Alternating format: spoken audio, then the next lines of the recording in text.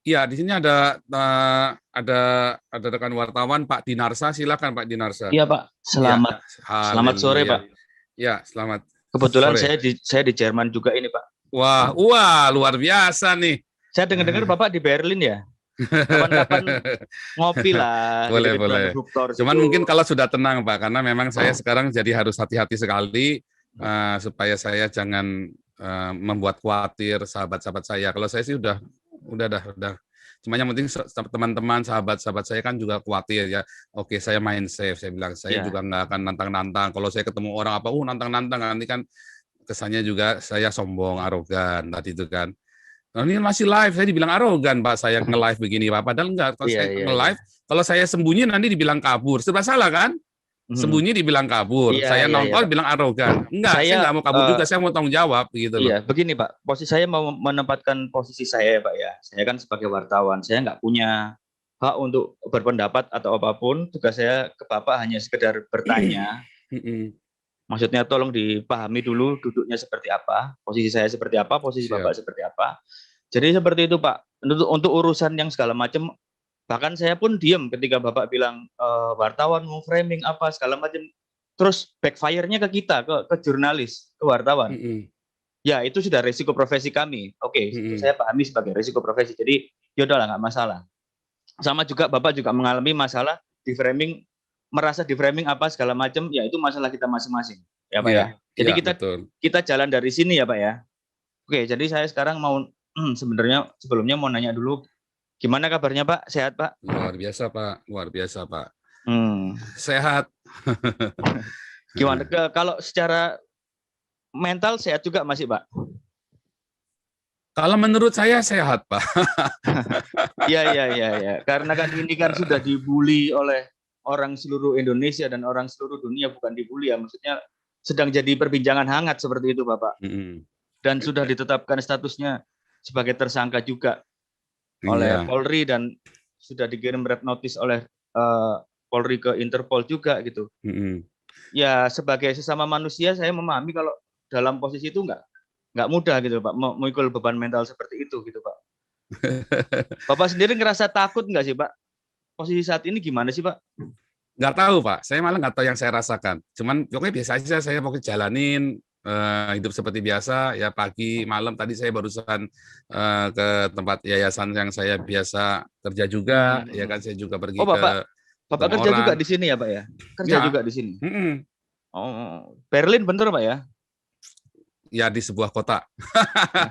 Somewhere, Iya, iya. someplace ya. Jadi teman-teman nanti soalnya pada khawatir kemarin yang teman-teman yang di Turingen sama yang di Oke, wilayah Bremen oke, teriak sama oke, saya semua kan. oke, oke. Mereka nggak tahu nggak apa. Terus jadi pesan berantai begitu kan. Ini kalau sampai ke siapa-siapa, terus sampai ke saya. Terus jawabannya pokoknya kasar gitulah. Sedikit memaki-maki begitulah, kayak menekan saya begitu kan. Terutama teman-teman gereja itu Bapak, kan semua. Nah, sayanya ya teman-teman ini ya orang-orang bulenya lah, maksudnya orang-orang bulenya dia menyampaikan, saya hanya menyampaikan Paul, dia bilang, ya kan. iya, oke. Pak, mohon maaf Pak, apa namanya? Bapak sudah, saya mau klarifikasi ya Pak ya. Bapak keluar Indonesia dari 2018 betul ya Pak? Iya. Ah, iya, iya. Dan itu sudah nggak ada hubungan sama yang di Indonesia sama sekali Pak, sampai sekarang Pak? Dalam arti apa hubungan itu? Kontak Iya. atau orang? Nggak Uh, ada. Saya udah nggak pernah kontak saudara-saudara uh, saya, keluarga saya di Indonesia karena uh, uh, sebetulnya sejak 2000 saya ini dulu ya, saya ini kan mulai memberitakan Injil ini kan mulai aktif dalam pemberitaan Injil secara terang-terangan, saya nginjilin orang, baptis orang itu kan sejak 2015, 2014 akhir itu ya, 2014 akhir itu saya mulai aktif agresif memberitakan Injil, saya baptis rekan-rekan dari kebanyakan Muslim ya, 99% Muslim. Nah, saya baptis, terus saya samperin juga itu AWF itu saya samperin, ya kan, si Yudi Mulyana saya samperin, dulu siapa itu yang barusan in memoriam itu Ali Makrus itu saya samperin. Nah, memang sejak itu saya mulai memisahkan diri dari keluarga. Saya kasih pengertian baik-baik yang saya lakukan ini beresiko dengan teman-teman mayoritas. Jadi dengan keluarga saya pribadi. Jadi waktu itu saya mulai ganti nomor apa segala macam, jadi mereka nggak bisa hubungi saya lagi. Pak, apa namanya, dengan adanya kejadian ini, apakah Bapak sudah, artinya, mohon maaf ya Pak ya, ada beberapa pendapat Nanti yang kalau bilang, pertanyaan yang saya nggak mau jawab, saya akan bilang nggak bisa oh iya, jawab begitu iya nggak ya. apa-apa, Oke, itu hak silakan. Bapak, itu hak Bapak. Ya. Nah, jadi gini, dengan apa yang terjadi saat ini, apakah Bapak memahami apakah ini mungkin dalam frame mindset Bapak ini adalah sebuah risiko perjuangan seperti itu, atau Bapak nggak nyangka akan ada reaksi seperti ini, Pak? Ya, memang ini kan risiko apa yang kita yakini, Pak. Yang kita yakin sesuatu, kita menyampaikan sesuatu, karena kan setelah saya tahu, saya percaya, buat saya ini adalah saya kan punya masa lalu yang tidak baik, Pak. Semua orang sudah tahu lah, saya tidak baik, ya kan. Saya pernah saya menjadi seorang hamba Tuhan, menjadi seorang pastor ini dari tahun 99. Saya punya masalah ini. Saya sering cerita kok, saya punya masalah yang tidak baik. Dan ini buat saya adalah sebuah ya udah, ini cara saya untuk mungkin yang harus saya tempuh begitu loh, untuk ya semoga saya masih berguna, ya kan, untuk bagi manusia, bagi umat manusia. Oke Pak. Terus berarti Bapak ini di sini ada pekerjaan, terus apa segala macam. Apakah pekerjaannya itu berkaitan dengan Injil tadi yang seperti Bapak bilang itu, Pak? Iya, sangat berkaitan. Saya di sini sudah baptis ratusan orang imigran dari ini ya, dari apa namanya, dari Timur Tengah itu ya. Saya sudah baptis banyak orang-orang ini. Iya, kalau di sini banyak dari Turki. Non-government organization ya, jadi. Oh, NGO ya, Pak ya. Pakai nama Joseph Paul atau pakai nama yang Cindy Paul? Joseph Paul Sang, Pak. Oh. Iya. Ini saya konfirmasi lagi ya, Pak ya. Mohon maaf ya, Pak. Ini yang Cindy Paul Suryo Mulyono ini benar ya, Pak? Itu nama saya dulu, Pak. Oh, begitu ya. Jadi apa ada tahap ketika Bapak merasa saya harus ganti nama karena saya sudah tercerahkan atau seperti apa gitu, Pak? Ya, itu nama baru saya setelah saya kembali melayani Tuhan. Saya bilang, tetapi saya tidak berarti saya memungkiri masa lalu saya yang tidak baik, karena saya memang, kita semua punya salah lah, tapi saya kebetulan terlalu salah. Kebetulan saya ini terlalu salah, Pak. Begitu loh, Pak. Nah, kan jadi, kita semua punya masa lalu tidak baik, tapi saya punya tidak baik gitu loh. Jadi supaya tidak terlalu apa namanya, orang terus langsung siap apa, tapi kan memang semua orang tahu dan tidak pernah saya tutupin. Tidak pernah saya tutupi, kan ada semua itu kan gampang, tinggal browsing internet, siapa saya kan ketemu semua kan. Saya itu nggak pernah nutupin identitas saya. Bapak merasa harus ganti nama itu sejak kapan, Pak? Dan kenapa kok milih nama yang itu, Pak? Apa ada makna khusus? Sejak 2000, saya tuh pakai 2016 akhir. Buku saya yang di buku saya itu ya, buku saya yang berapa ya itu ya, yang pertama apa yang kedua ya, saya udah mulai ganti nama. Yang pertama ya, saya nulis buku itu saya udah pakai itu. Ya, sejak itu.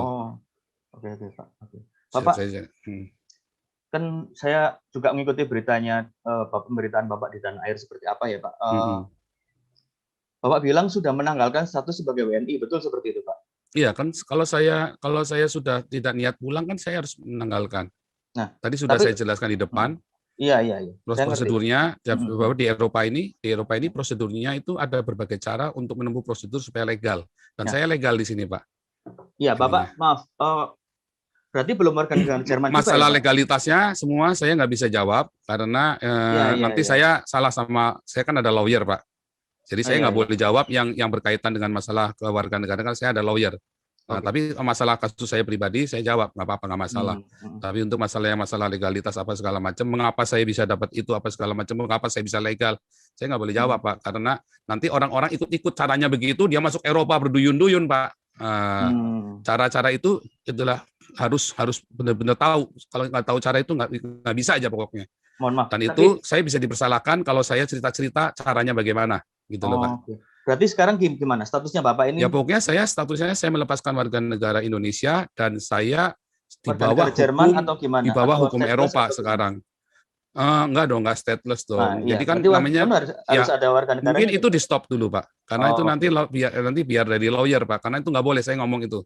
Saya sudah dikasih tahu nggak boleh jawab semua yang tentang kewarganegaraan, kecuali pokoknya saya hanya kasih tahu ada banyak cara untuk tinggal di Eropa dengan legal. Tetapi cara-cara itu tidak banyak orang yang tahu. Intinya begitu. Dan tidak ada di internet juga soalnya. Jadi itu hanya tahu kalau kita ketemu lawyer di sini, kita baru ngerti, caranya begitu. Dan itu pun lawyernya lawyernya di tertentu. sini berarti ya Pak ya? Iya dong, kita ada lawyer juga kan di sini. Iya. Dan saya nggak boleh kasih tahu negara bagian mana, itu kan luas kan. Jerman itu kan luas, Eropa ini kan luas semua. Jadi saya juga nggak boleh bilang membawa-bawa state sesuatu, saya nggak boleh Pak. Jadi nanti saya dipersalahkan. Ya, itu nggak boleh bawa-bawa state-nya, nggak boleh. Tadi kemarin yang memframing saya Jerman kan bukan saya kan. Ya kan, makanya saya selalu bilang Uni Eropa karena nanti saya dipersalahkan Pak. Enggak, karena ini Pak, karena saya kan juga dapat konfirmasi dari KBRI Pak, bahwa memang Bapak terdaftar sempat masuk ke Jerman seperti itu. Jadi iya, betul. Tapi kemudian bukan saya ngomong, tapi loh ya, maksudnya janjian bukan saya ngomong ya. Perkataan Jerman itu bukan dari saya karena supaya jangan nanti saya dipersalahkan oleh lawyer saya bahwa itu kata-kata saya. Saya tidak pernah berkata itu Jerman karena nanti saya dipersalahkan. Tapi kalau yang ada di TV-TV itu segala macam dan pernyataan dari teman-teman itu ya memang kan sudah ada terang-terangan di depan mereka, ketemu mereka, ya masa saya mau menyangkal kan nggak bisa juga. Iya Pak. Ya kan begitu Pak. Iya. Terus ini apa Pak? Bapak selama ini isu-isu ini meluap, menjalani hidup seperti apa Pak? Biasa-biasa aja, santai saja, atau ada kekhawatiran? Yang ribet itu teman-teman dari gereja Pak, karena gereja kan cuci tangan dan nggak apa-apa. Memang itu kan saya tidak mewakili gereja. Nah, terus gereja di Indonesia ya Pak ya? Ya, marah dengan saya, termasuk gereja-gereja Indonesia di Eropa. Mereka marah dengan saya, marah sekali, bukan cuma marah sekali dengan saya. Tapi saya kan berhak melakukan apa yang saya yakini. Dan saya kan tidak menciderai orang, Pak. Saya kan tidak melakukan kekerasan terhadap orang lain yang merugikan nyawa orang lain, atau saya menipu untuk di YouTube saya sendiri pun saya tidak pernah kasih nomor rekening saya. Saya hati-hati sekali Pak, karena saya tidak mau apa yang saya yakin dan saya perjuangkan ini terkontaminasi Pak dengan itu semua tadi fitnah. Oh ini hanya mau panjat sosial, hanya mau cari uang. Enggak, jadi jangan dikatakan saya mau nipu, enggak ya. Saya tidak ada saya minta uang sama orang sekalipun pernah saya kasih rekening itu buat nyumbang orang, dan orangnya juga ada, yayasannya juga ada, semua ada ke sana, enggak ada 1 rupiah pun masuk ke rekening saya minta Pak. Oke. Gitu Pak. Pak, terus apa berarti Bapak ini kondisinya sekarang ya moga-moga bisa ada titik terang ya Pak ya dari Bapak sendiri. Menurut Bapak seperti itu ya Pak ya? Saya berharap begini Pak. Nah, tadi ini pertanyaan yang saya suka dengan Jawa Post tadi dulu ya, terus terang aja ya. Kenapa saya tadi juga dari kemarin saya bilang, kenapa cuma Jawa Post yang menghubungi saya? Kalian semua kurang ajar wartawan, cuma Jawa Post doang yang menghubungi saya. Saya bilang begitu kan. Harusnya kan nanya saya dong, yang berimbang dong. Kenapa kamu melakukan begitu? Ya kan? Nah, apa yang kamu inginkan? Ingin terang? Ya saya ingin terang. Ingin seperti apa Pak? Ini saya yakin ini tim saya di Indonesia juga sekarang lagi lagi memantau juga. Nah, makanya ini saya kasih kesempatan buat Bapak, apa yang mau diomongin dengan kondisi seperti ini. Ya sebetulnya kan gini. Jadi apa sih tujuan saya? Kan harusnya tanya begitu dong, orang-orang nanya tujuannya apa ya dia ya. Tapi kan orang nebak-nebak semua. Tujuannya ini pasti agen ini, pasti ada itu, mentang-mentang dia dari sana. Enggak dong, bukan mentang-mentang dong. Saya sudah begini dari tahun 2015. Saya sudah memberitakan Injil dan saya mulai sadar, ya kan, mulai banyak dibukakan, mulai berani. 2017 saya sudah mulai, orang-orang sudah mulai ancam saya juga. 2017 Amil Al-Qodri, Mualaf Center, semua sudah mau bunuh saya. Ya kan, sudah ancam-ancam saya, dan saya masih tetap melakukan aktivitas saya, apa yang saya yakini. Nah, sekarang saya ada di Eropa, Pak, di bawah kebebasan berbicara yang dilindungi oleh undang-undang Eropa. Iya, saya paham, Pak. Saya senang sekali, saya langsung teriak sekeras-kerasnya apa yang ada di hati saya yang dari kecil. Saya dari kecil, Pak, saya dikeroyok, Pak. Saya dikeroyok sama orang-orang kampung itu, Cina kau! Wah, dihajar, Pak, saya, Pak. Wah, ayah saya selalu bilang apa? Jangan dilawan ya, nanti kita semua ribut. Jangan dilawan ya. Tapi apakah saya benci? Enggak.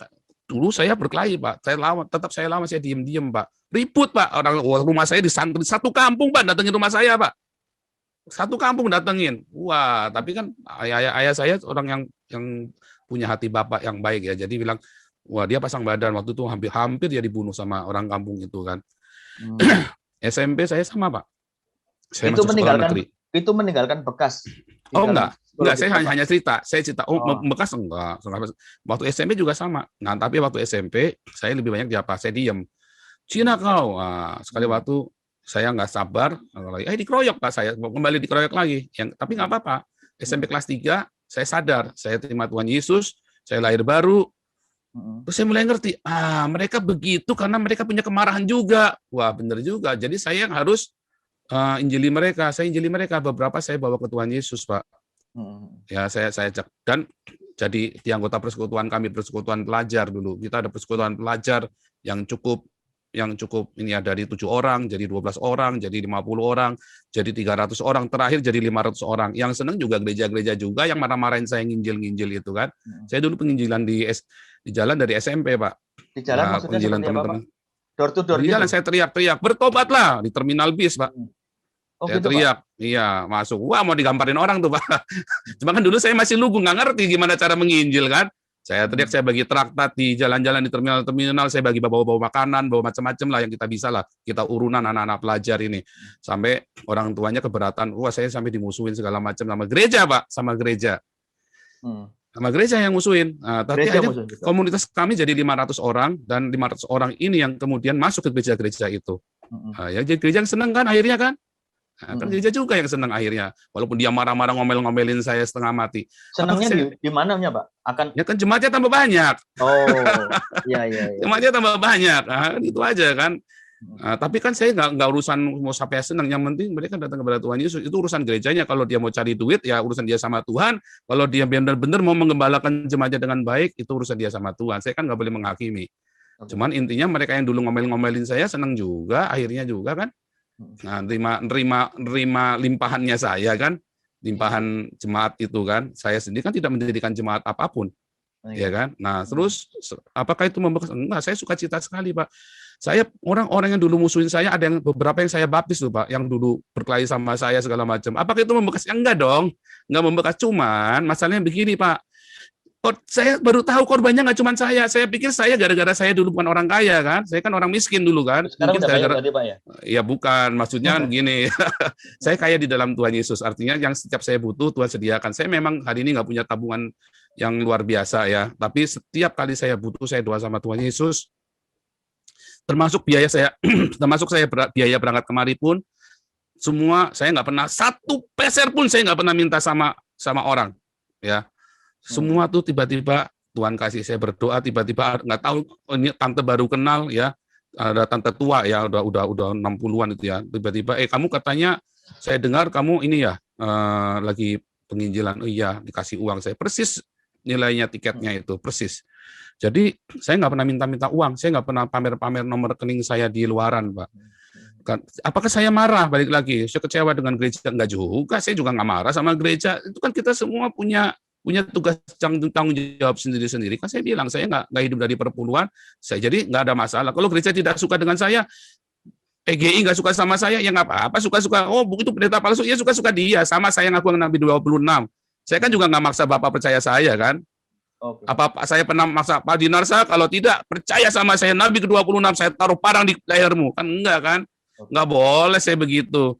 Mau percaya syukur, nggak percaya sudah. Saya ini pendeta, Anda percaya syukur, nggak percaya sudah. Tapi saya lebih sering dipanggil pastor karena sertifikat saya tulisannya pastor, Pak, bukan pendeta, Pak. Gitu. Oke, Pak. Pertanyaan selanjutnya, Pak. Ya, saya memahami jalan hidup Bapak sebagai Bapak bilang tadi penginjil apa segala macam, dan harus mengabarkan apa yang menurut keyakinan Bapak betul, benar gitu, Pak ya. Nah, dan ketika sampai pada momen ini, apa yang Bapak sampaikan itu akhirnya mungkin menyakiti orang lain yang punya keimanan lain apa segala macam. Betul. Terus dan kejadian seperti saat ini gitu, Pak. Terus Bapak dijadikan tersangka dan bola es terus menggelinding sampai nggak tahu sampai sebesar apa gitu, Pak. Bagaimana Bapak mengantisipasi situasi ini? Apakah Bapak sadar kalau itu saya menyakiti atau memang Bapak menyampaikan apa yang menurut Bapak ingin disampaikan aja seperti itu, Pak? Yang Oh, saya sudah pikirkan, Pak. Yang bisa stop ya wartawan, Pak. Yang bisa menstop bola saljunya hanya wartawan. Kan wartawannya memviralkan kan. Nah, contoh ya, ini contoh. Waktu saya membaptis si Ali Makrus sama Yudi Mulyana, kemudian akhirnya dibaptis juga ya. Saya injili Yudi Mulyana tahun 2017. Terus tiba-tiba dia marah-marah sama saya kan. Terus tiba-tiba saya kaget Yudi Mulyana dibaptis. Misalnya begitu kan. Tapi kan para mualaf-mualaf itu kan nuduhnya saya yang membaptis. Saya lagi di sini, gimana saya cara baptisnya Yudi Mulyana kan? Ya, tapi intinya saya bersyukur. Pokoknya mau apapun Yudi Mulyana sama Ali Makrus, ustadz dua ustadz ini kan nyatanya kembali kepada Tuhan Yesus. Yang memviralkan siapa? Apa saya? Bukan kan? Yang memviralkan orang Islam sendiri kan, orang-orang Muslim sendiri kan. Nah, waktu saya ngomong kemarin, ya kan, banyak yang YouTubers yang ratusan ribu, ya kan, Refli Harun, Rudi Kamri, Denny Cokro, Denny Siregar. Apa saya memviralkan? Bukan. Mereka yang memviralkan saya, Pak. Bapak Bapak belum ya, tapi kayak Detikcom kemarin, saya bersyukur ya, saya terima kasih buat Jawa Pos, Detikcom. Saya nggak nulis, Pak, karena saya belum dapat. Terima kasih. Saya respect, dan saya dari dulu memang suka baca Jawa Pos, Pak, karena memang dari dulu saya bilang, ini orang-orang Jawa Pos ini memang objektif, jadi hati-hati. Dan mudah-mudahan kali ini pun objektif juga ya, nanti waktu nulisnya pun. Nah, kayak Detikcom, dia tulis hati-hati dan malah menghubungi saya, Tirto juga menghubungi saya. Artinya kalau memang mau memberitakan, jangan cuma diberitakan satu yang potong, yang kagak ngerti, orang-orang kagak ngerti apa-apa, terus Menkominfo bilang blokir itu akunnya Joseph Paulus. Sekarang saya harus mengaku, memang sudah diblokir, bagaimana? Bagaimana orang mau tahu kebenaran dong akunnya diblokir sama kalian? Kalian cuma potong sepotong, saya bilang Nabi ke-26 bla bla bla. Ya kan? Terus yang lainnya ada apa di sebelum dan sesudahnya? Yang bikin ulah siapa yang motong itu? Wartawan. Bukan Jawa Pos ya. Bukan Jawa Pos, bukan. Saya udah paham kok, Pak. Nah, itulah masalahnya, Pak. Jadi yang bisa menghentikan bola salju ini hanya wartawan. Karena bolanya kan ada di wartawan kemarin kan, bukan di saya. Tapi Bapak merasa nggak, kalau dari Bapak sendiri ya, ini tanpa keterlibatan dari pihak luar, wartawan atau segala macam. Kalau ini keluar akan menyakiti pihak lain, merasa nggak ada sedikit? Kenapa harus sakit hati, Pak? Yang saya ucapkan. Pertanyaannya, mengapa harus sakit hati? Siapa yang sakit hati? Menteri Agama kah? Berarti ya, Menteri Agama kadar keimanannya kurang sekali. Wah, cetek banget kalau Gus Yakut itu bilang sakit hati. Kalau Ketua MUI bilang sakit hati, wah kalian tuh cetek banget iman kalian itu. Tuhan Yesus disakiti, dihina, nggak pernah sakit hati. Haleluya, itulah Tuhan yang saya sembah, Pak. Nggak pernah dia menyakiti. Wah, tapi kan nggak menyakiti. Oh, Tuhan Yesus bilang terkutuklah orang Farisi. Ya kan? Paulus bilang, hei ular beludak. Oh, dia tunjuk, Pak. Yohanes Pembaptis, dia tunjuk mukanya Herodes. Ditunjuk, Pak. Kita itu boleh menyuarakan yang kita anggap benar. Yang kita nggak boleh adalah kita bunuh orang, atau kita bacok orang, atau kita ancam orang. Yang kita nggak boleh, Pak. Di dalam kekristenan yang saya pelajari, ajaran yang jalan Tuhan yang saya pelajari, kita boleh mengkritik. Roma 13 ayat 1, kita nggak boleh kita memberontak sama pemerintah. Ajak demo yuk, pemerintah di demo. Nggak boleh, Pak. Menghasut itu nggak boleh. Tetapi ketika saya melakukan kritik sosial, itu boleh, Pak. Diizinkan di dalam Alkitab saya, Pak. Oke, Pak. Itu namanya suara kenabian. Nah, balik lagi. Pertanyaannya, loh kalau umat kan belum dewasa. Menteri mungkin nggak sakit hati, Ketua MUI nggak sakit hati, Ketua PBNU Robikun nggak sakit hati. Tapi kan umat, nah berarti kan kalian gagal mendidik umat kalian untuk dewasa. 70 tahun, lebih dari 70 tahun Indonesia merdeka. Oh, bukan merdeka, Indonesia tidak pernah merdeka. Indonesia itu didirikan tahun 1945. Jadi tidak pernah dijajah. Nah, saya ralat ya, Indonesia tidak pernah dijajah. Jadi Indonesia tahun 1945 berdiri. Sejak berdirinya Indonesia sampai hari ini lebih dari 70 tahun. Umat masih sakit hati urusannya agama. Waduh, orang lain sudah pada pergi ke bulan, ke Mars, kalian masih ngurusin sakit hati. Berarti ada yang salah pendidikan agama di Indonesia. Makanya Pancasila, saya kagum dengan Soekarno. Dia tidak bilang keagamaan, tapi ketuhanan. Karena Soekarno sudah melihat jauh ke depan apa yang akan terjadi bangsa ini. Musuh kamu itu orang kamu sendiri. Nah, itu loh Pak yang saya sekarang ini saya suarakan. Oh, jadi emang saya cuma mengkritik Islam saja? Enggak loh Pak, saya mengkritik gereja habis-habisan loh Pak. Saya dicaci maki sama gereja PGI pun bilang saya ini kan, orang nggak jelas kan. Jadi nggak cuma Bapak saja, nggak cuma nggak cuma Gus Yakut dan Ketua MUI saja, PGI pun bilang saya udah nggak jelas, Pak. Oke, Pak. Bapak kan tadi Gitu, bilang Pak. nggak mungkin mengajak untuk memberontak ke pemerintah dalam tanda kutip ya, Pak ya, ngajak demo apa segala macam. Nggak boleh. Dan sekarang sikapnya pemerintah adalah mentersangkakan Bapak. Ini sikap pemerintah loh, Pak, melalui Polri ya, Pak ya. Karena kan memang ada pasalnya di Indonesia, Ya, jadi mohon maaf, Pak. nggak salah dong pemerintah. Boleh ya, Pak ya? Ya. Nah, ini kan sikap pemerintah melalui Polri mentersangkakan Bapak dengan pasal-pasal ya yang kita semua udah tahu seperti apa, penistaan dan segala macam. Terus ada yang menuntut Bapak untuk meminta maaf lah segala macam seperti itu. Sikap Bapak seperti apa, Pak? Apakah akan minta maaf terus akan menghubungi pemerintah atau seperti apa? Ini berkaitan dengan omongan Bapak tadi loh, Pak. Jawaban saya seperti Abdul Somad, Pak. Apakah saya harus meminta maaf untuk sebuah kebenaran yang saya yakini? Abdul Somad kan juga jawab yang sama, Pak. Pertanyaannya, kan harusnya tadi balik lagi. Pemerintah melakukan saya, itu kewajiban pemerintah, Pak. Itu kewajiban Polri untuk mengeluarkan menerima laporan undang-undang penistaan agama. Karena undang-undangnya kan ada penistaan agama. Dan omongan seperti saya kalau di Indonesia memang disebut menista. Sama seperti Yahya Waloni, Abdul Somad, Tengku Zulkarnain, Haikal Hasan, sama dengan Habib Rizik, sama dengan Stephen Indra Wibowo, Irina Handono, Hani Christian, sama Pak Moko Ginta almarhum, sama Pak yang saya omongkan, YouTubers lain banyak yang lebih ngeri dari saya, Pak. Mereka semua berkeliaran. Ya kan? Jadi undang-undang penistaan agama ini buat siapa? Buat kami minoritas atau buat kita semua? Kemarin Pak Jenderal Junius Tobing dia cerita kuliah kebangsaan, ya kan? Beliau yang kasih judul sendiri, ya kan? Siapakah kita? Karena di Indonesia sekarang ada kami dan kita, Pak. Siapakah kami, siapakah kita? Oh, berarti kalau bukan kami, outsider, kamu bukan kami. Wah, ini bahaya sekali. Itulah perpecahan, Pak, orang-orang yang bikin kami itu. Itulah yang namanya anti Pancasila. Saya Pancasila sejati, Pak. Lihat ya, YouTuber semana di Indonesia, sekalipun Denny Siregar, yang bikin kuliah Pancasila tiap seminggu sekali. Cuman saya, Pak, tak tongkrongin, dapat duit nggak? Enggak, Pak. Kira enak kuliah Pancasila. Pak, mohon maaf ya, Pak. Tapi kenapa Bapak melepaskan warga negara Indonesia kalau Bapak mengaku Pancasilais?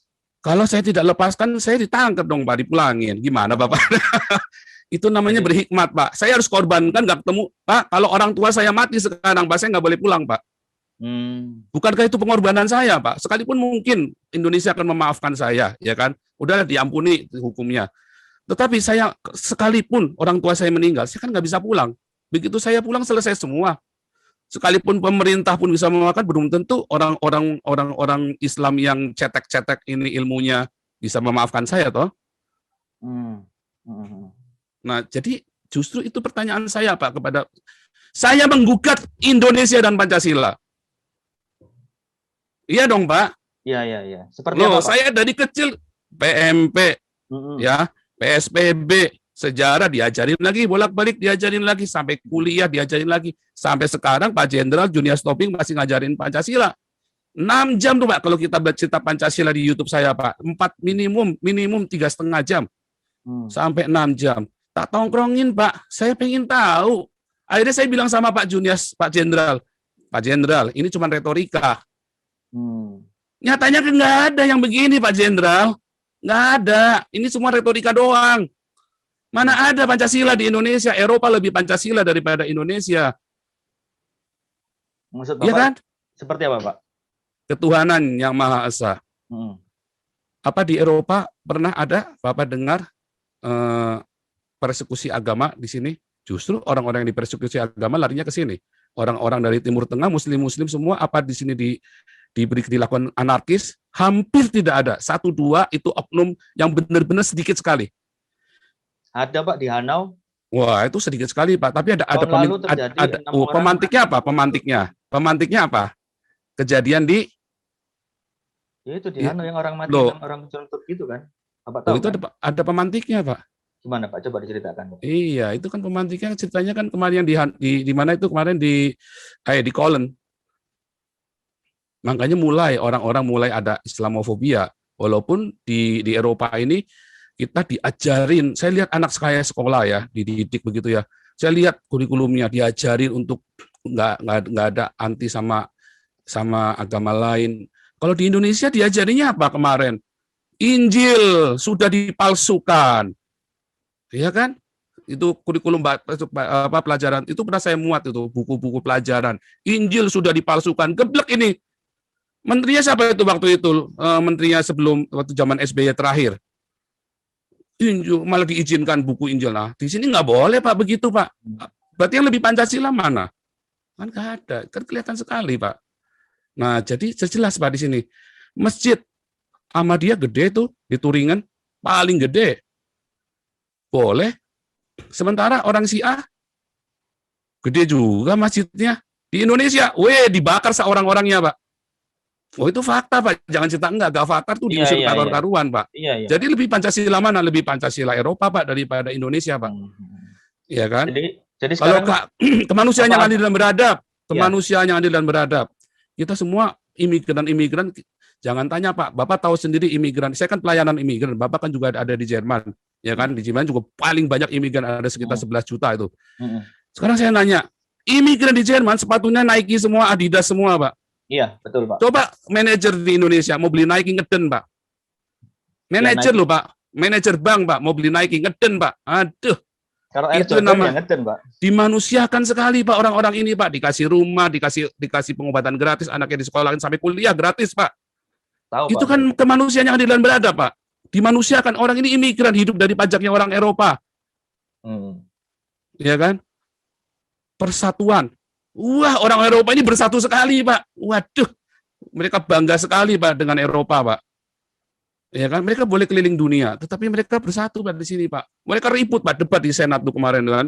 Tapi mereka bisa kumpul-kumpul, bisa akur-akur. Di sini ada banyak sekali orang-orang ada banyak sekali denominasi. Mereka ribut, debat, doktrin, Pak. Wah, sampai pecah gereja.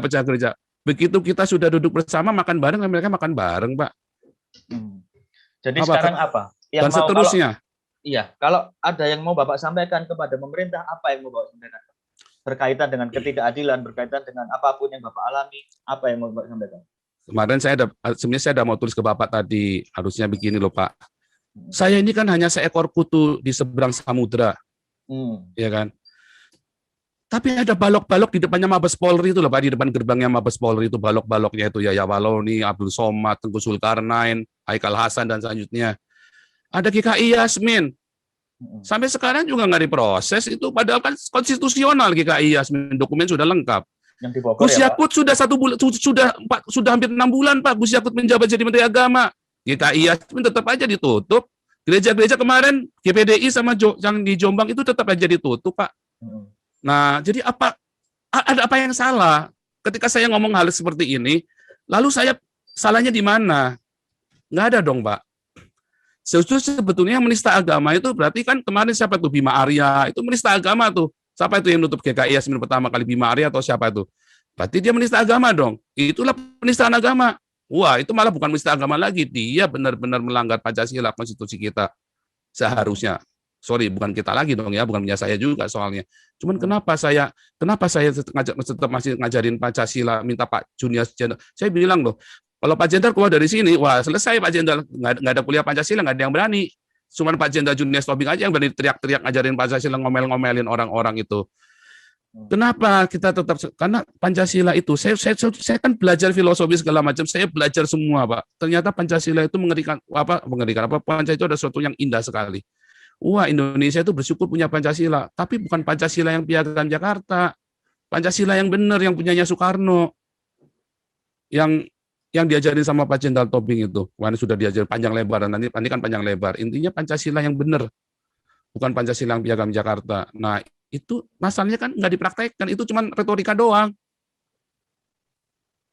Jadi salah saya di mana? Ketika saya berkata, mengkritisi dan menganggap diri saya nabi dan saya meluruskan ajaran nabi sebelum saya. Nggak salah dong, itu kan tafsir saya, bebas saya. Kalau saya salah, Gus Yakut, ayo debat sama saya. Gus Yakut, Menteri Agama ya Pak? Iya dong, katanya dia kan paling topnya dong ilmu agamanya. Ayo debat sama saya kalau bilang Muhammad nggak salah. Iya dong. Iya Pak. Maaf, saya nggak bilang menyakiti dong, menyakiti lagi enggak dong. Justru kita bilang yang saya ngomong kan sebuah realita, ya kan? Kita ngomong, makanya saya harus ke sini dulu, terus saya ngomong Pak, teriak Pak. Jadi Bapak untuk ngomong dengan lebih lapang harus keluar dulu gitu ya Pak ya? Lah iya loh Pak, kalau saya di dalam saya lagi ngomong udah diciduk loh Pak. Oh, Saya baru live begini aja tiba-tiba sudah di depan udah Intel di depan udah nongkrongin Pak. Bagus kalau Intel, FPI nongkrongin Pak. Bagus kalau Intel paling cuma dicokok begini saja. Kalau FPI dibakar rumahnya Pak. Aduh. Loh, itu kan fakta kan kemarin yang dicokok-cokok itu yang di internet online, teman-teman yang dicokok sama FPI itu digebukin dulu. Daud Ali, Saifuddin Ibrahim, banyak Pak orang Kristen dimasuk-masukin Omega Suparno malah dibunuh. Jadi saya garis bawahi ya Pak ya.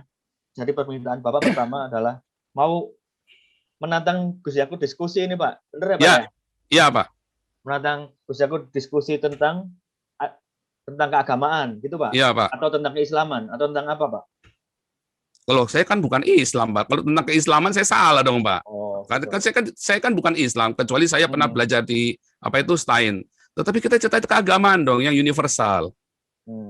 Enggak, soalnya ada orang juga yang bilang kenapa kok dia bukan Islam tapi kok ngaku Nabi ke-26 itu kan sudah masuk ranahnya Islam. Nah, betul. Nah itu tadi pertanyaannya. Tadi saya boleh-boleh saja mau ngaku Nabi 26, 27, 28, 29, suka-suka saya kan. Semua orang kan boleh ngaku jadi Nabi. Emang ada larangan dilarang menjadi Nabi? Kayaknya belum ada undang-undang dilarang menjadi Nabi di seluruh dunia deh Pak. Tapi udah ada umatnya nggak Pak?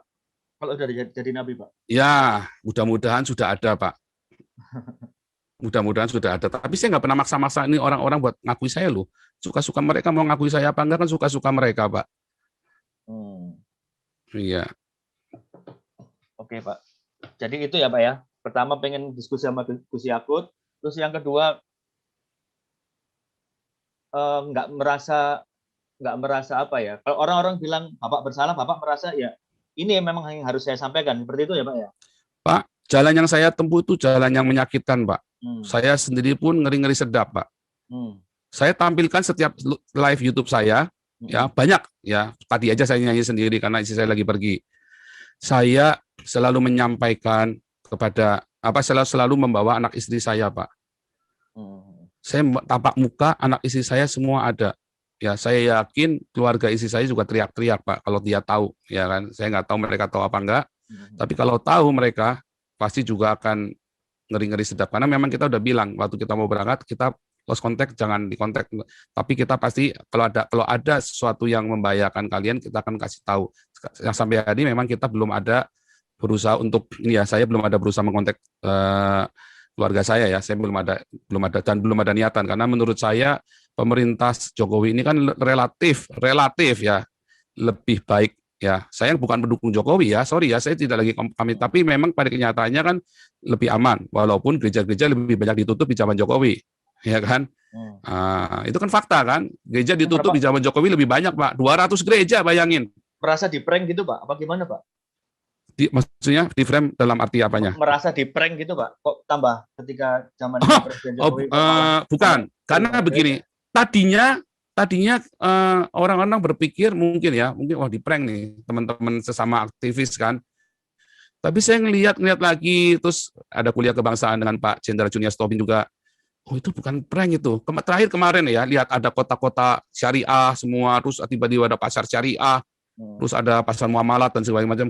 Oh itu bukan prank itu. Oh itu ngeri itu. Itu tandanya ya Jokowi bikin kebijakan di boikot di daerah, termasuk GKI Yasmin. Oh saya bukan jemaat GKI Yasmin dan tidak ada satupun jemaat GKI Yasmin yang saya kenal ya. Saya hanya berdasarkan saya jalan, saya ngelihat, saya lakukan seperti ini. Jadi Jokowi itu bukan ngeprank kita, tetapi dia diboikot di bawah. Dan itu fakta. Kalau zaman Soeharto nggak bisa. Boikot di bawah diciduk semua tuh yang di bawah-bawah. Ini bisa diboikot sama Bima Arya coba kan kelewatan kan. Kita toleransi, tidak ada undang-undang penistaan agama. Nyatanya saya masih dilaporkan penistaan agama sama politisi PSI yang katanya nasionalis. Kenapa dia nggak ngelaporin Yahya Waloni, si Husin Shihab itu? Kan kamu masuk jebakan Batman saya kan? Kenapa kamu nggak ngelaporin Yahya Waloni sama Abdul Somad dan CS-mu itu semua? Ketahuan si Husin Alwi Shihab ini adalah kadrun yang menyusup kepada nasionalis. Ketahuan. Sekarang topeng-topengnya kadrun semua kebuka semua. Ya kan? Siapa-siapa yang kadrun kelihatan semua.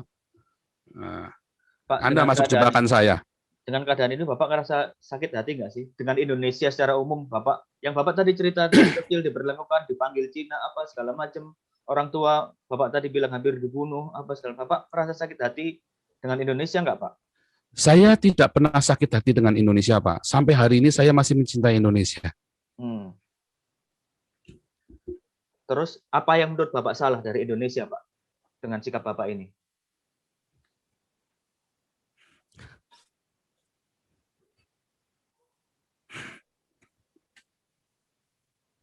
Pasti ada yang salah dong, Pak, dalam pemikiran Bapak. Kenapa Bapak harus merasa saya harus melakukan perjuangan, kan pasti harus ada sesuatu yang diperjuangkan kan, Pak. Dan ini konteksnya adalah Indonesia, begitu kan? Jadi begini, Pak. Wah, kalau saya ada cerita Indonesia, memang saya selalu ini ya, apa namanya? Jadi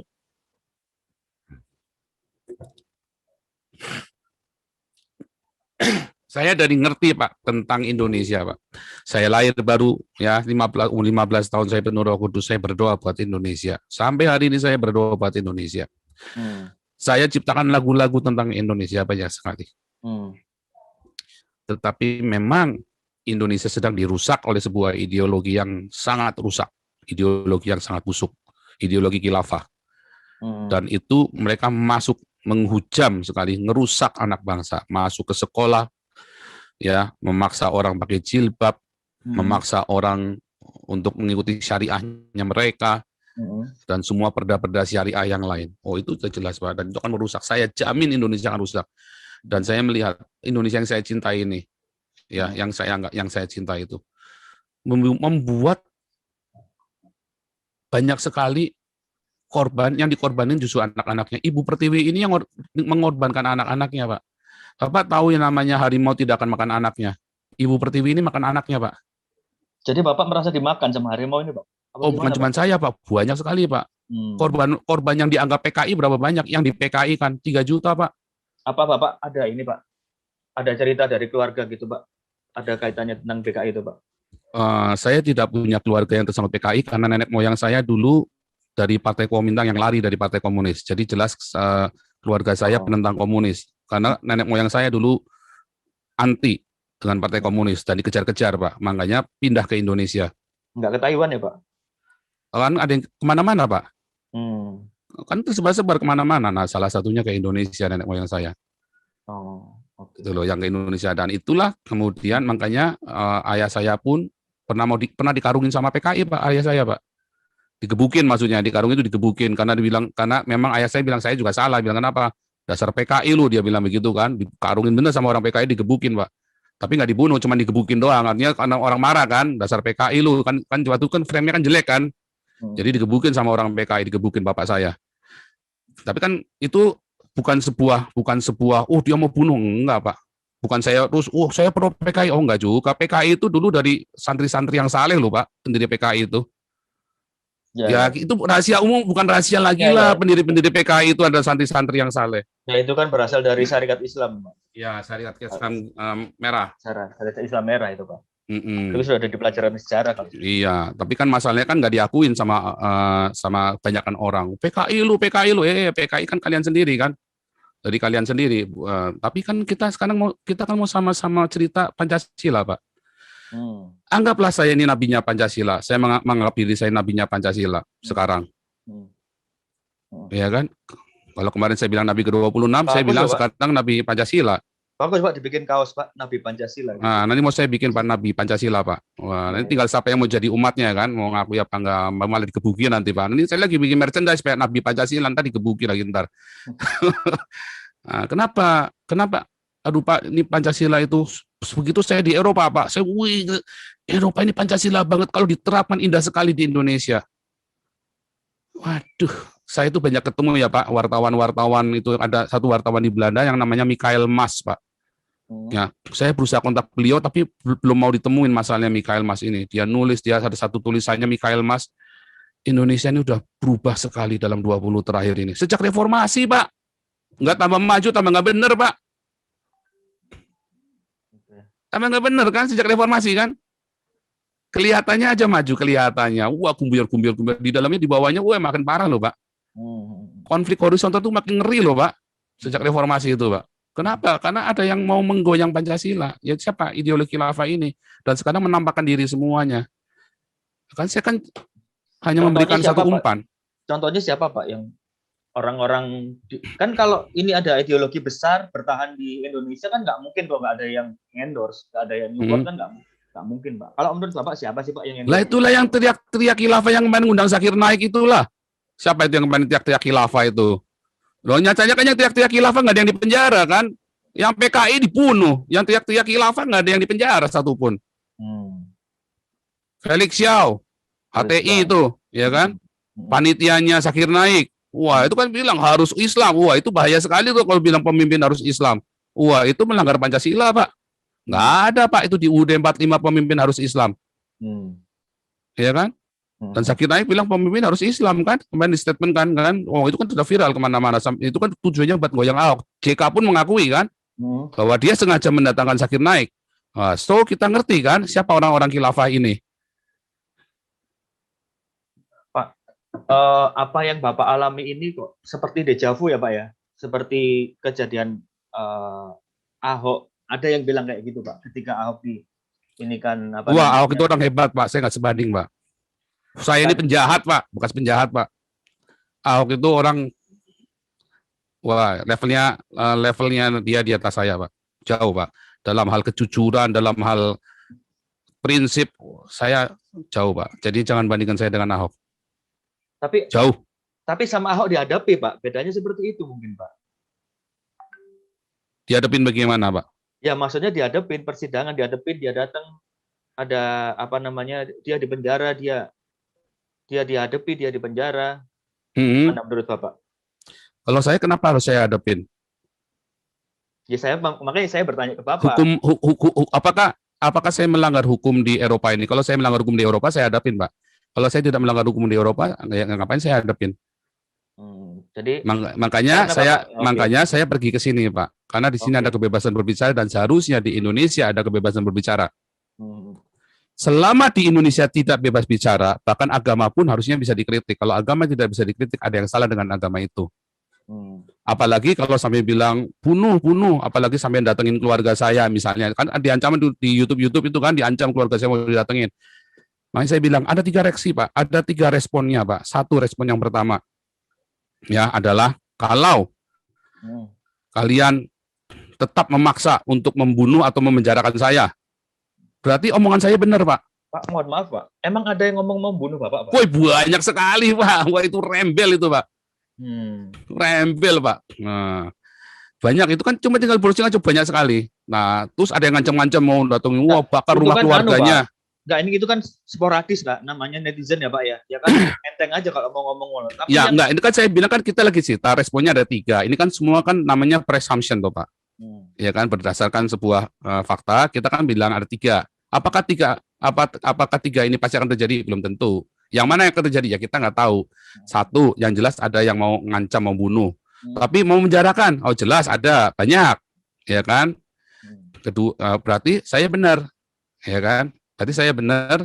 Yang semua katakan saya tentang agama itu yang di Indonesia bukan cuma agama Islam doang ya. Kan saya kan mengkritik agama Kristen juga, semua agama-agama kan. Ya. Nah, berarti saya benar bahwa agama itu tidak mendatangkan kebaikan, tapi mendatangkan kejahatan. Ya kan? Nah, berarti semua agama itu akhirnya akan membuat hawa nafsu manusia itu makin menggeludak besar karena agama. Nah, saya jadi teringat ceritanya Kain dan Habil. Kain itu kan bunuh Habil gara-gara agama kan. Dalam Alkitab, persembahannya Habil diterima, persembahannya Kain tidak diterima. Lalu Kain marah, dia bunuh tuh Habil tuh. Kan gara-gara agama toh. Nah, itu ya. Itulah dosa pertama di muka bumi. Kedua, kalau mereka terus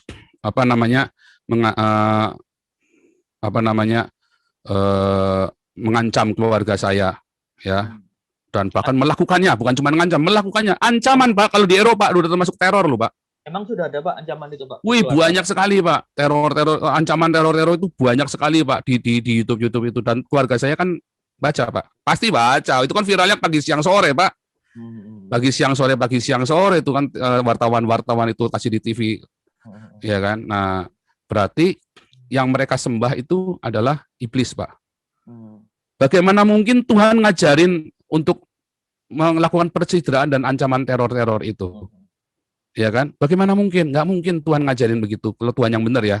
Kalau Tuhan saya nggak ngajarin begitu, Pak. Nah, teror-teror, bunuh apa, wah, tapi kan itu rakyat. Nah, berarti ulamanya salah ngajarin. Berarti gagal. Negara Indonesia berdiri sudah lebih dari 70 tahun, ulamanya gagal untuk mendidik umatnya, Pak. Yang ketiga, kalau kemudian pemerintah Indonesia dan para ulama dan rakyat Indonesia kemudian, oh iya ya, ada yang salah nih antara saya atau si Joseph Paul Sang, maka si ini mereka melakukan introspeksi. Oke, si Joseph Paul Sang biar introspeksi, kami juga introspeksi. Itu kan terjadi di Eropa. Paus dihujat, Yesus ditelanjangin sama si Charlie Hebdo. Apakah terus demo, wah, bunuh, sekarang juga, bunuh si Charlie, sekarang juga. Nggak ada. Kalau di Indonesia langsung, bunuh si Ahok, sekarang juga, bunuh si Paul, sekarang juga. Beda kan? Oh, beda banget. Nah, itulah Pancasila di Eropa. Nah, kalau itu Indonesia sudah mencapai kedewasaan itu, yang saya ngomong ini cuma buat Banyolan doang, Pak. Cuma buat Banyolan doang yang saya ngomong, Pak. Cuma buat, wah, orang akan ketawa. Bukan mentertawakan Tuhan loh, Pak. Tapi mentertawakan dirinya sendiri, ternyata ilmu saya belum nyampe ya. Oke, Pak. Yang saya ajarkan hari ini ya ke teman-teman, semoga Bapak mengutipnya dengan benar di dalam nama Yesus. Saya minta Pak diberi hikmat kepada Pak di Narsa supaya diberi hikmat buat nulisnya dan Tuhan tuntun. Pak, keluarga gimana Pak? Keluarga Pak? Kan katanya Ya. Bapak nggak ngontak ya Pak ya? Tapi mereka tahu ya Pak ya? Saya yakin mereka tahu pagi siang malam kok Pak. Tapi saya tutup Pak. Saya tutup komunikasi supaya jangan disangkut-sangkutkan juga, supaya juga mereka juga. Makanya saya nge-live Pak tiap hari supaya mereka tahu kondisinya saya Pak. Makanya kan saat waktu nge-live saya ngasih kabar. Mereka pasti tahu YouTube saya Pak. Mereka pasti tahu saya viral sekali Pak. Jadi ini Belakangan. salah satu cara buat Bapak ngasih kabar ke keluarga ya Pak ya? Iya. Oh, ini saya masih baik-baik aja gitu ya Pak ya? Iya, dan saya juga meminta maaf kepada keluarga saya kalau saya membuat Anda khawatir dan takut. Tapi saya berdoa dan saya sungguh-sungguh puasa buat masalah ini. Saya puasa. Bapak, ini kan YouTube hampir setiap hari nge-live ya Pak ya? Followernya udah tambah jadi berapa sekarang Pak? Wah, saya kan ini nge-live-nya di Hagios Eropa, Pak. Di yang YouTube saya buat penggala. Ya? Loh, bukan ditutup di ini sama Menkominfo. Wah, sakti lah. Gimana nggak sakti lah? Ya kalah lah saya lah, pastilah. Kalau ya cuma ya nggak apa-apa lah, gimana ya, memang resiko lah, gimana, makanya saya masuk di sini. Cuman kan saya udah bilang sama teman-teman di sini, kita jangan gubrak-gubrak karena ini YouTube buat pengembalaan. Saya bedain Pak, YouTube gubrak-gubrak ya buka cus olala BB. Nah itu saya taruh di sana. Kalau yang di sini nggak boleh, kita harus pelan ngomong, diatur, direncanakan. Teman-teman jangan ada ini itu Pak. Jadi saya bedain sebetulnya. Makanya di sini saya ya terpaksa saya live di sini. Nah untuk ini juga doa fajar jam 5 pagi juga ada di sini. Zoom-nya nggak pernah ada ganti. Nah, cuma kan memang ya jadi ya eman-eman ya, sebetulnya ada banyak video-video pengajarannya Pak Jenderal yang bagus-bagus itu setiap minggu sekali dari bulan Desember itu. Mohon teman Kemenkominfo tolong itulah pengajarannya Pak Jenderal itu bagus sekali. Kasihan Pak Jenderal ngajar 6 jam hilang semua. Yang minta tolong lah Menkominfo supaya yang pengajaran Pancasila itu jangan sampai ditutup gitu. Oke Pak. Ada yang mau disampaikan Pak terakhir Pak? Saya terima kasih sama Jawab Pos ya, kalian luar biasa sekali. Iya Pak, saya juga terima kasih dikasih kesempatan buat ngomong karena kami memang mau tahu dari sumber pertama Pak. Karena ini saya udah berusaha untuk ngontak Bapak dan ya dapat kesempatan ini saya. Ya karena saya di spam Pak, email saya di spam, makanya email Bapak baru kejawab itu kurang setelah 2 hari kalau nggak salah ya Pak ya. Atau 1 hari atau 2 hari telat itu saya jawabnya itu, karena di spam Pak banyak sekali Pak. Oke. Nah itu sebenarnya yang rugi siapa? Ini kan semua orang jadi rugi. Nah cuman pesan saya itu Pak, saya bukannya nggak berpikir bahwa ini akan banyak menyakiti orang lain. Tetapi kadang-kadang rasa sakit itu adalah obat buat menyembuhkan luka, Pak. Jadi Bapak sekarang ini kayak semacam nyuntik vaksin gitu Pak. Disuntik dulu kan sakit baru nanti sembuh gitu ya, Pak. Saya nggak berani bilang begitu, tapi mungkin ya saya sendiri kan juga introspeksi, Pak. Bisa jadi saya memang salah, bisa jadi saya salah, Pak. Karena makanya saya selalu berdoa, saya bilang sama teman-teman, teman-teman doakan saya supaya murni. Karena bisa jadi kan ternyata itu adalah dari kemarahan. Bisa nggak? Bisa loh, Pak. Bisa yang saya ungkapkan selama ini. Bisa jadi ternyata ada masa lalu saya belum sembuh. Oh, bisa banget. Tetapi saya berusaha untuk murni. Saya terus tiap malam saya ngerengkel loh, Pak.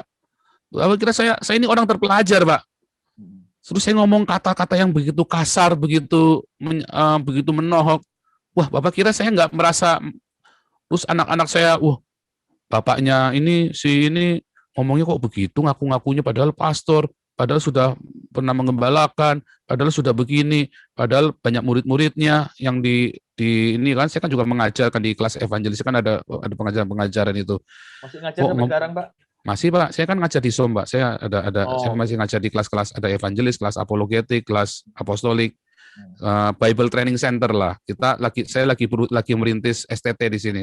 Semacam STT gitu. Cuman ini kan ribet lah pokoknya. Perizinan sih ribet, tapi sebenarnya nggak ribet. Masalahnya kan harus ada beberapa orang dan harus cari teman yang tepat, apa segala macam. Uangnya juga, ya kan, uangnya kan paling di situ kan nggak asal itu administrasinya lengkap bisa mudah, tapi masalahnya untuk ngumpulin administrasinya itu yang ribet. Nah, intinya begitu. Tapi di pemerintahnya nggak ribet, yang ribet di sayanya. Nah, karena kan uang juga harus siap, modal kamu berapa lah, bingung modalnya berapa, nggak punya, kan mesti nggak boleh nggak jelas. Kalau di Indonesia kan bisa bikin modal ditahan, modal di apa, terus yayasan juga bisa pura-pura asetnya berapa. Kalau di sini kan nggak boleh begitu, Pak, bisa masuk penjara kalau di sini. Oh, kenapa nggak Bapak bikin, Bapak sama NGO kan sekarang, kenapa nggak bikin di kantornya NGO aja, Pak? Itu makanya sedang kan saya kan lagi meeting terus ini, Pak. Karena teman-teman ada yang nggak setuju dengan satu pembahasan, tapi saya tetap kekeh karena kan ya bukan masalah dogma, tapi karena kan kita kan kumpul di teman-teman kita ini berbagai macam denominasi gereja aliran. Nah, bagaimana yang satu maunya kita alirannya ini. Nah, saya bilang enggak, kita semua mau oikumene. Karena kita oikumene. Jadi ada satu misalnya contoh nih, Pak, bahasa roh. Nah, saya bilang, saya dari gereja karismatik, saya berbahasa roh, tapi saya nggak bilang nggak boleh diajarin, saya nggak mau. Karena itu bukan bagian dari sesuatu yang universal. Kebenaran yang universal yang diakui oleh denominasi lain, makanya saya nggak mau ajarkan. Nah, tapi yang lain otot misalnya. Jadi materi lah, lebih banyak ke materi. Nah, kalau materi itu belum deal, maka kita nggak bisa jalan, Pak. Karena bisa tiba-tiba ribut kan, bisa tiba-tiba nggak deal, kita udah jalan, tiba-tiba nggak deal, ribut lagi, kita mesti bubarkan yayasannya lagi. Jadi ini masih tadinya saya pikir gampang, ternyata ribet gitu loh, Pak. Tadinya saya pikir paling 2-3 bulan selesai, nggak taunya meetingnya aja ini nggak kelar-kelar. Gitu, Pak. Dan nanti saya lanjutkan tadi ya masalah itu. Jadi saya bukannya tidak memungkinkan bahwa mungkin saya memang salah. Tetapi selama sampai dengan detik ini saya harus melakukan ini. Saya merasa saya harus melakukan ini. Walaupun hati saya ketar-ketir, walaupun hati saya miris. Selama berapa bulan? Coba lihat, begitu tiba-tiba saya berubah kan. Kenapa tiba-tiba berubah? Karena harus makin keras. Kalau saya bicara bisik-bisik, apa didengar sampai seviral ini, Pak? Coba PGI ngomong, ayo mengasihi, ayo toleransi. Apa pernah didengar nggak? Nggak pernah tahu didengar kan? Toleransi, bukan tambah toleransi, tambah bacok-bacokan kan? Kalau saya kan jelas, cuder, langsung viral. Lalu kan ditanya, mengapa? Lalu saya jawab. Kalau sampai pesan ini nggak nyampe, wah, ya kiranya Tuhan Yesus memberkati kalian. Tapi saya berdoa, saya puasa loh, Pak. Saya ngelakuin ini, artinya saya sampai puasa, Pak. Puasanya bukan puasa, maaf ya, bukan mindahin jam biologis, Pak. Kami tuh kalau puasa 24 jam makan cuma sekali doang, Pak. Artinya saya serius sekali, Pak. Saya serius sekali dengan apa yang saya lakukan ini, dan saya hati-hati sekali. Dan kalau mau bilang mau menyakiti lebih bisa lebih edan lagi, Pak. Tapi kan harus dijaga. Kemarin si layar teologi itu ada bagus tuh bahasa saya. Kenapa pilihan bahasanya adalah ini bukan itu? Kenapa coba, Pak? Ya kan dipilih dong. kan ada bahasa-bahasa orang Enggak. Nanang Gelut, orang Nanang Kelai sama orang bahasa-bahasa harus dibedain gitu loh Pak. Ya enggak, kan kemarin Bapak bahasanya juga bagi sebagian orang juga nantang gelut juga kan Pak? Nah, itu dia. Saya juga heran. Nah, kalau beberapa orang ngomong apa aja, saya kan apologet Pak. Saya menjawab tuduhannya orang Muslim terhadap Alkitab yang Kristen. Lihat di YouTube itu banyak ngawur-ngawur. Stephen Indra, Ani Kristian, ya ngaku-ngaku pendeta, ngaku-ngaku Romo, Bangun Samudra, ya para penipu-penipu ini kan, Ustadz Kaimana, tuh siapa lagi, ada satu lagi tuh Ustadz Kaimana, Bangun Samudra, ngaku-ngaku S3 segala macam, Irena Handono, ya kan? Itu harus saya jawab dong, Pak. Ketika saya menjawab, saya pasti akan menyakiti dong, Pak.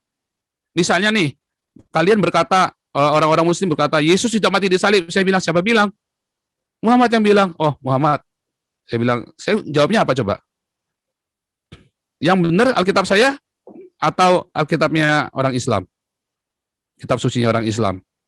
Maka saya kan harus jawab dengan tegas kan? Kalau di Indonesia muter-muter Pak. Nah kalau saya milih jeder. Sama kan Pak? Kalau muter-muter, terus orang Islam mau dengar nggak yang kita ngomong? Nggak mau lah Pak, ditutup kupingnya lah Pak. Kafir, kafir, kafir, kafir, kafir. Ketika saya ngomong jeder, kaget mereka. Viralkan punya saya. Lalu mereka baca semua tulisan saya. Namanya orang baca, dia baca. Dia nangkep nggak yang saya baca? Yang saya maksudkan? Dari 1000, 10 nangkep Pak. Puji Tuhan Pak. Tapi kalau saya ngomong-ngomong alur gitu nggak difilarkan, ngomong sama 100 orang, 200 orang nggak ngerti Pak. Oke. Ya Pak, saya udah nangkap semua maksudnya Bapak. Halo? Iya Pak. Oh ya. Ya sudah paham semua maksudnya Bapak sih. Maksudnya sudah menangkap semua maksudnya Bapak seperti apa, udah jelas tadi Bapak ngomong apa aja. Dan tadi ya semua pertanyaan saya sudah terjawab lah. Kecuali ada beberapa hal yang belum dan Bapak nggak bersedia menjawab, misalnya tentang keluarga negara. Ya, khusus masalah state itu saya nggak boleh Pak. Memang nggak boleh karena nanti saya buka semuanya, nanti saya dimarahin. Karena ini sekarang ini kan banyak orang berusaha masuk ke Eropa Pak. Orang tanya sama saya pun saya nggak jawab, pribadi pun saya nggak jawab Pak, privat pun saya nggak jawab karena nanti sampai saya salah ngomong, saya kena masalah Pak. Di masalah state itu saya benar-benar hati-hati. Makanya tadi saya ada sempat yang saya tegur, saya cuma menjelaskan sampai sini saja, selanjutnya tidak akan saya jawab lagi. Karena lebih dari itu nanti saya salah Pak. Tapi Bapak di Jerman ya Pak ya? Enggak, saya cuma mau menggarisbawahi itu aja Pak. Pokoknya saya ada di Uni Eropa Pak. Nanti kalau saya nyebut satu negara saya juga salah Pak. Saya nggak boleh pokoknya. Pokoknya saya nggak boleh sebut apa-apa. Nanti menjadi masalah. Lawyer saya juga sudah wanti-wanti sama saya. Oke. Oke kalau gitu Pak, terima kasih banyak. Ini saya sudah di host. Bapak nanti kalau sudah reda kita kapan-kapan ketemu Pak. Kita ngopi bareng nanti Pak. Baik Pak. Ya ini kan mengonfirmasi juga kalau Bapak ternyata tinggal dekat sama saya. Tanpa iya, Bapak. cuma nanti kalau sudah reda Pak. Soalnya kalau belum reda kan nanti aduh takutnya nanti orang-orang marah sama saya karena itu tadi yang saya bilang kan teman-teman itu semua dari mulut ke mulut, terus teman-teman saya yang bule-bule negur saya, negur ngasih tahu. Dia bilang, Paul ini saya hanya menyampaikan ini teman-teman ya jangan marah gitu. Ya nggak marah lah. Iya. Ya kan bisa di Alexanderplatz atau di Tiergarten Pak, enak. Iya bisa. Bisa. Iya oke Pak kalau gitu Pak. Terima kasih banyak buat waktunya Pak. Nanti kalau ada saya pertanyaan lagi, saya langsung email aja Pak ya, gitu ya Pak. Iya Pak. Kalau nggak keberatan, saya boleh minta kontaknya yang lebih gampang gitu Pak. Boleh Pak. Nanti saya kasih nomor WhatsApp saya Pak. Oke siap. Terima kasih banyak Pak buat waktunya. Terima kasih sekali Pak Dinasa. Nah kalau saya kasih nomor WhatsApp jangan disebar-sebarkan ke teman-teman wartawan lain Pak. Atau kepada pemerintah juga jangan Pak. Jadi maksudnya nanti semua saya ngaku siapa. Nah, kalau jelas. Jadi orangnya harus direct ke saya kasih. Kalau enggak nanti saya kasih siapa ya? Karena udah terlalu gila Pak. Itu nomor saya udah dikemana-manain. Saya sampai nggak bisa seleksi lagi Pak. Oke. Baik Pak. Ya. Ya oke. Yang lainnya kayaknya udah.